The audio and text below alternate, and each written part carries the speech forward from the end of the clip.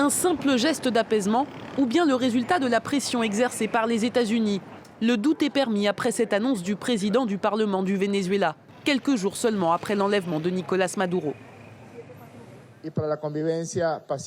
Afin de favoriser la coexistence pacifique, le gouvernement bolivarien et les institutions de l'État ont décidé de libérer un nombre important de personnes vénézuéliennes et étrangères.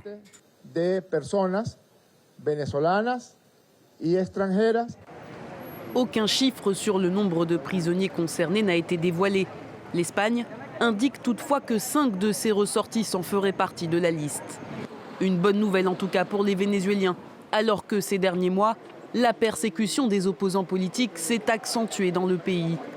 Cette annonce intervient dans un contexte où les États-Unis indiquent que la supervision du Venezuela par Washington pourrait durer plus longtemps que prévu. Des années d'après Donald Trump, dans un entretien accordé au New York Times.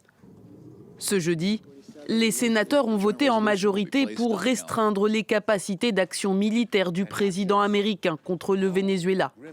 Il y a une chose que je peux vous garantir.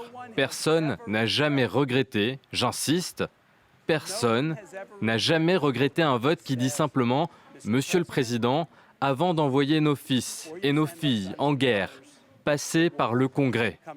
C'est un vote que personne n'a jamais regretté et que personne ne regrettera jamais. Un vote qui a déclenché la colère de Donald Trump, d'autant que parmi les sénateurs qui se sont prononcés pour une restriction des pouvoirs du président se trouvent des républicains. Dans un message publié sur son réseau social Truth Social, le locataire de la Maison-Blanche les a qualifiés de stupides.